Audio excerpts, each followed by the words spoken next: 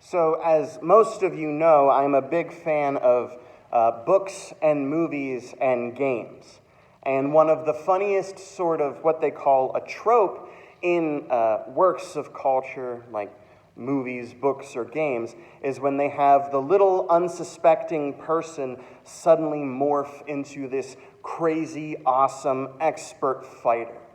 Usually this person is small and kind of quiet, kind of reserved and shy, and one of the best examples that everyone knows about is Dr. Bruce Banner from Marvel Comics. You see, Bruce Banner isn't accounted for much of anything because they don't seem like they have any sort of real power.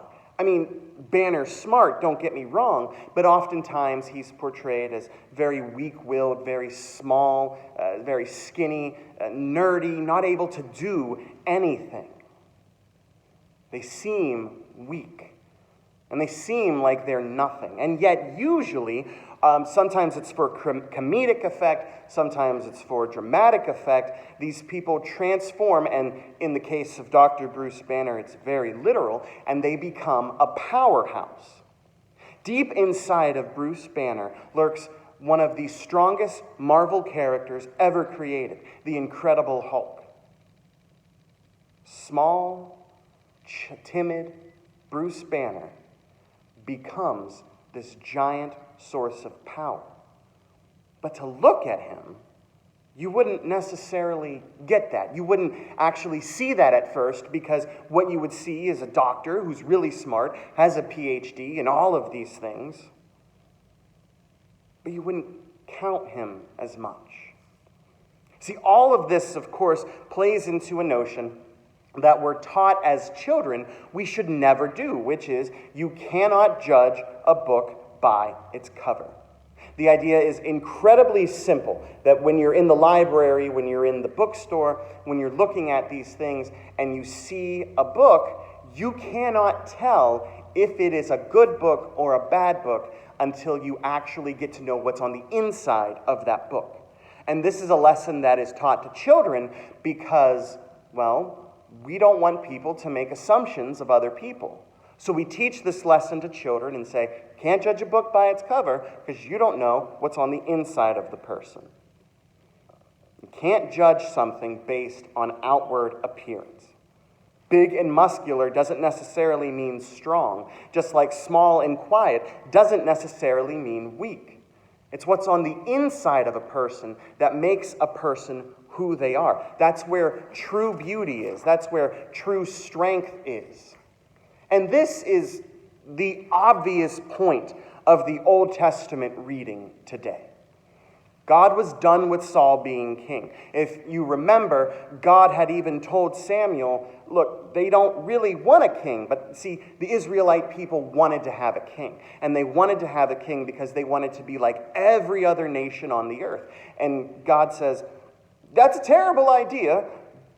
This is what's going to happen if, they get a king. If that's what they want, that's what they can have. So that's what Samuel does. He finds Saul, he anoints Saul, and for a time, Saul is a king. But Saul falls out of favor with God, and so God decrees that there will be a new king.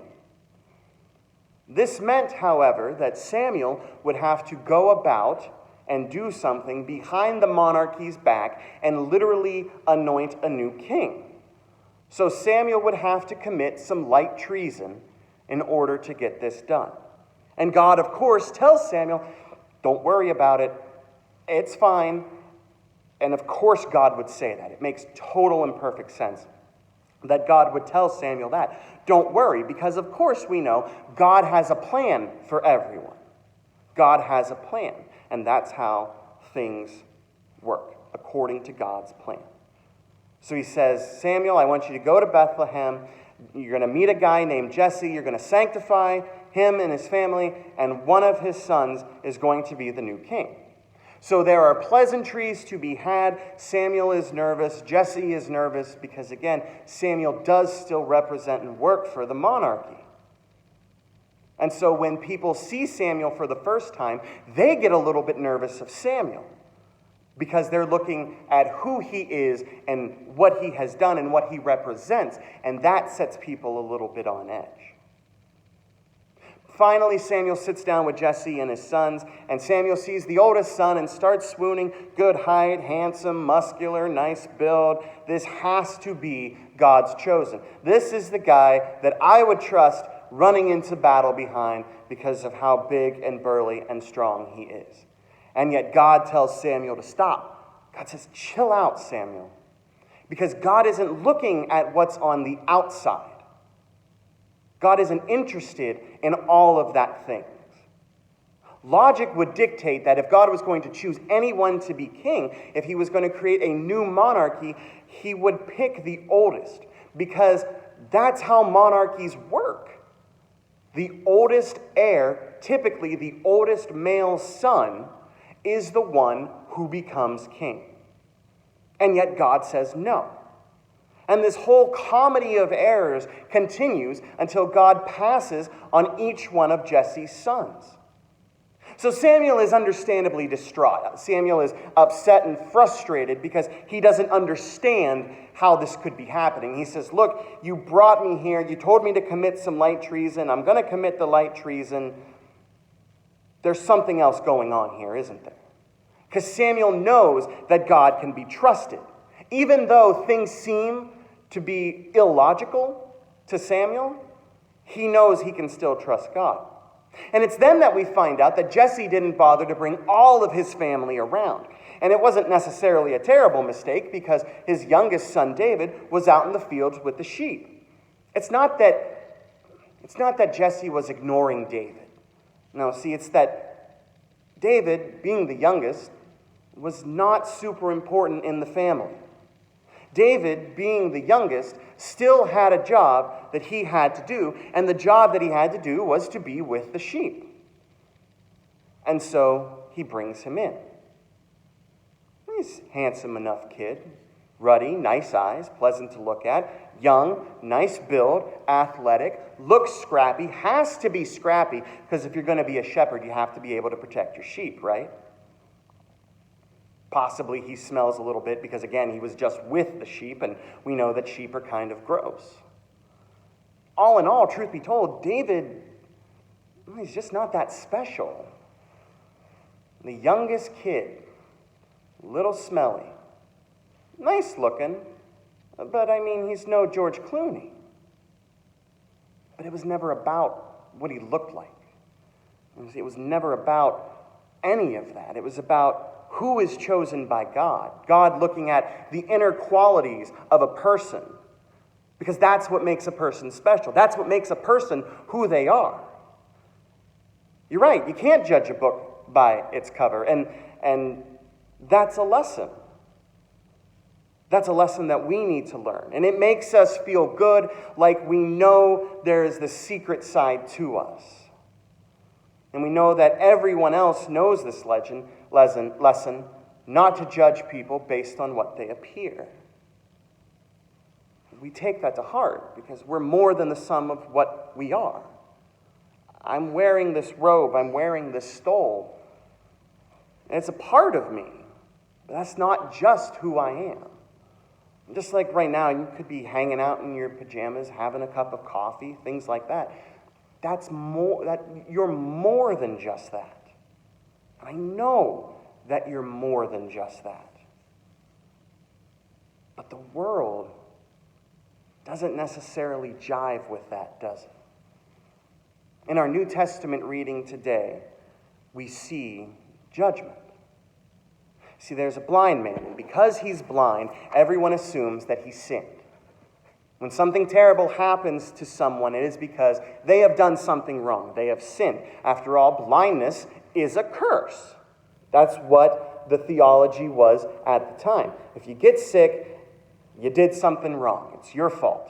And I would like to take a moment to say that this theology, sadly, is still around and being peddled in our American culture, in our American churches. That God is punishing you because you did something terrible. And terrible punishments are reserved for terrible people. That's a whole other sermon I'll get to one day. But that's the theology at this time in the midst of the story. Since this man was born blind from birth, it stands to reason through that ideology that someone did something terribly bad. And the disciples who were walking with Jesus, when they encountered this person, they ask Jesus, so who is the evil person? Who is the sinner? Who is the one that did something bad? Was it the guy? Because he was born blind. Did he, do something bad in the womb? It makes no sense.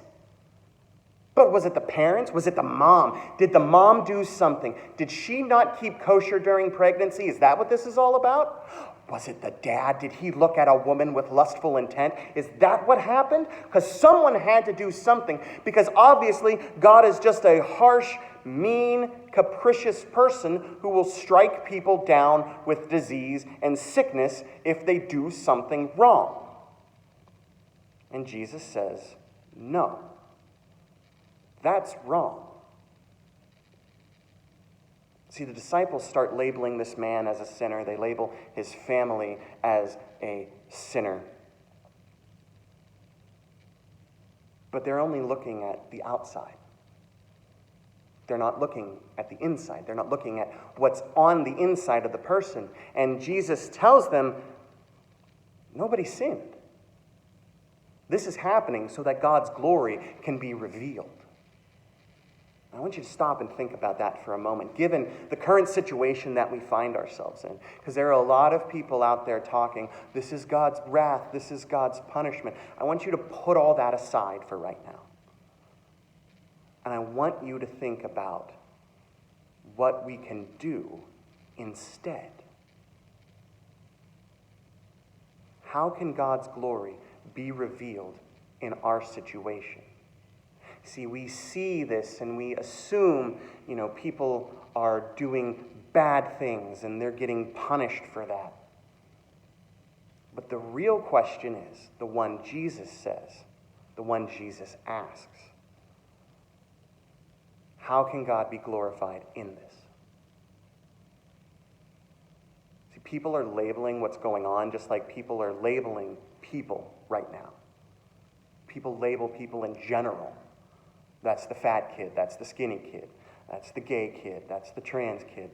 All of these labels people put on them, and they cannot get past these issues because they only see people on the outside. But that's not what any of this is about. Jesus says this guy was born blind so that God's love and power may be displayed, and yet the people assumed that he was this way or that way based solely on his disability. In fact, what they were doing, this term that we now have called ableist, they were being ableist in a sense. And even after being healed, the people are still judging this person. The Pharisees bring him in. Isn't this the blind guy? Was he really blind? Where's the proof? Is there a doctor's note? Is there a slip that says he was blind? That's a really good question. They hound and harass this poor guy because they don't understand what Jesus was doing. And so the former blind guy finally says, look, okay, I get that you keep asking me. You've harassed my parents. They're not going to answer you. They said, ask me. I am telling you, I don't know. But I know that you say people who are evil can't do good things. And he did a good thing. So how can he possibly be evil? He gets snarky with them at one point, and I absolutely adore this. Look, you guys want to follow him too? Because this guy healed me and is obviously from God. And the Pharisees, they cannot get past it.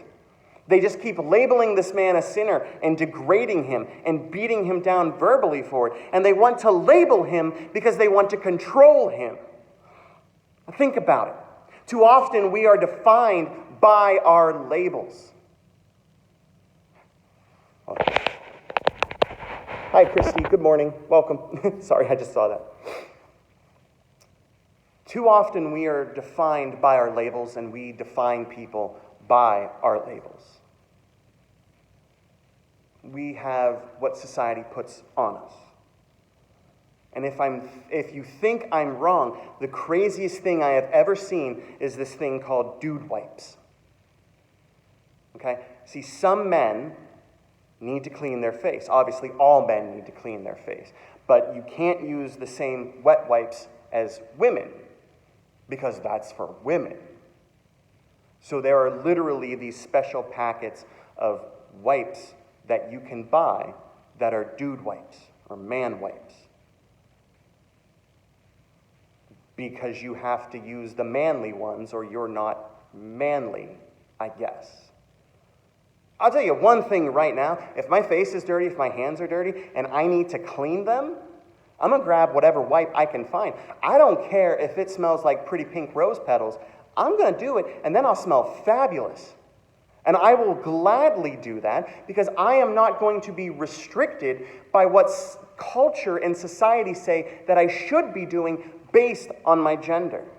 But it's not just about gender. Society tells us what is right and wrong by a number of standards. There's the right height, there's the right weight, there's the right muscle mass, there's the right beauty. All of these things that society judges a person on, they allow a person to have status and respect over other people's because, I don't know. I don't know why. I don't know why some people are famous for being famous, and it makes no sense to me at all. I only know that labeling defines people, and oftentimes that's not a good thing because you cannot get past that label.